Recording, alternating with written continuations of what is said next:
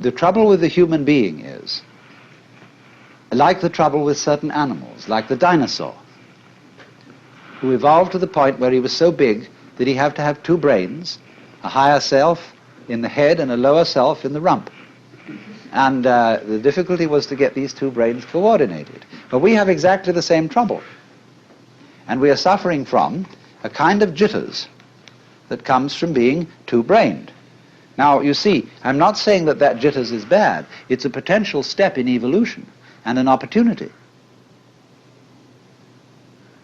of growth. But remember, in the process of growth, the oak is not better than the acorn. Because what does it do? It produces acorns. Or you could say, just like I sometimes love to say, that a chicken is one egg's way of becoming others. So an oak is an acorn's way of becoming other acorns. Where is the point of superiority? The first verse of that poem I just quoted, the flowering branches grow naturally, some short, some long. The first verse is, in the landscape of spring, there is nothing superior and nothing inferior. The flowering branches are naturally, some short, some long. So that's the point of view of being an outcast, in the sense of being outside the taking seriously of being involved in the social game, and therefore being threatened by making mistakes, of doing the wrong thing. That is to say, of carrying into adult life one's childhood conditioning, where somebody is constantly yammering at you to play the game. So therefore, the preachers and the teachers take the same attitude towards their adult congregations that parents take to children, and lecture them and tell them what they should do. And judges in courts feel also entitled to give people lectures because they say those criminal types haven't grown up, but neither have the judges. It takes two to make a quarrel.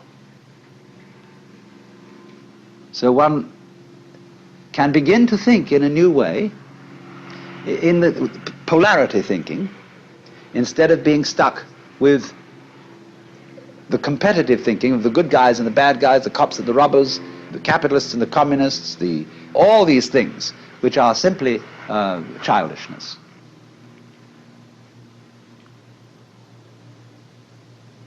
Now, of course, you recognize that the moment I say that, it's like talking in English in order to show that the English language has limitations.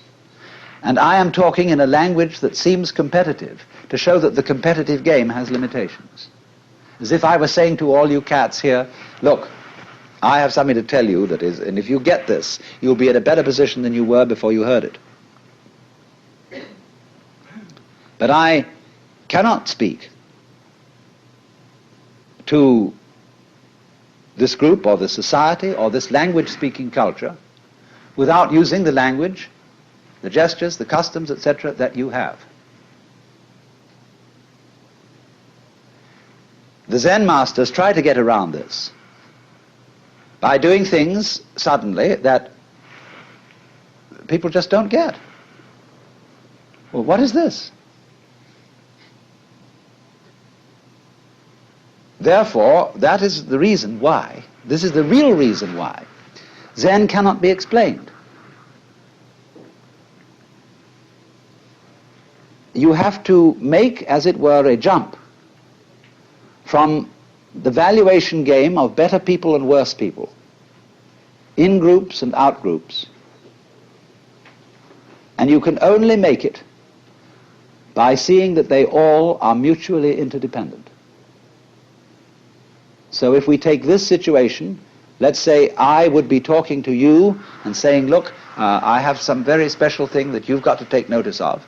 Therefore, I am the in-group, and I am the teacher, and you are the out-group.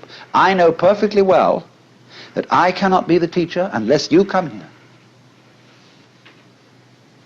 And so that my status and my position is totally dependent on you.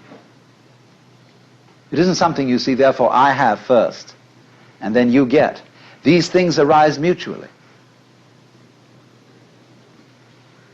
So if you wouldn't come, I wouldn't talk. I wouldn't know what to say even. Because I borrowed your language. So that is the insight that things go together. Then, when you see that and aren't in competition, then you don't make a mistake, because you don't dither.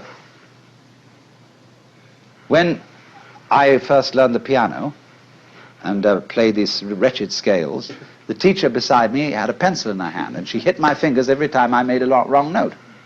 Consequent was I never learned to read music, because I hesitated too long to play the note on time.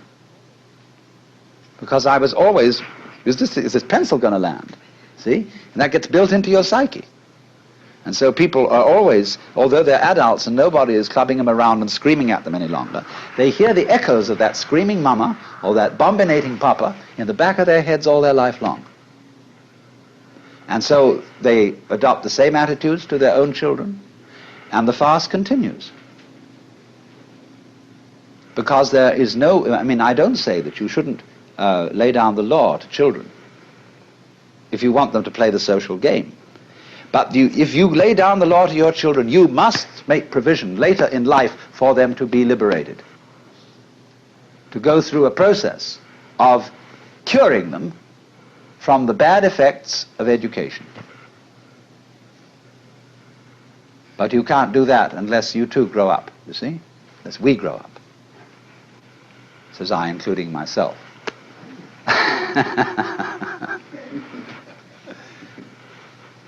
So that is the thing. Now, therefore, in the Zen scene, you would think that the master, as we know him and as we read about him, is an extremely authoritarian figure. That's the way he deliberately comes on at the beginning.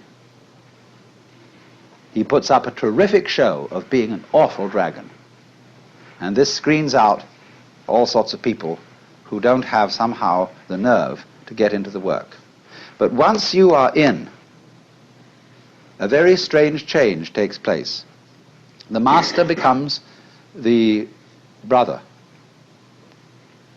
He becomes the affectionate helper of all those students, and they love him as they would a brother, rather than respect him as they would a father. And therefore the students and masters, they make jokes about each other. They have a very curious kind of social relationship, which has all the outward trappings of the authoritarian, but everybody knows on the inside that that's a joke. Liberated people have to be very cool. Otherwise, in a society which doesn't believe in equality and cannot possibly practice it, they would be considered extremely subversive. And therefore great Zen masters wear purple and gold and carry scepters and sit in thrones. And all this is carried on to cool it. And the outside world knows that they're all right. They have discipline, they have order, they're perfectly fine.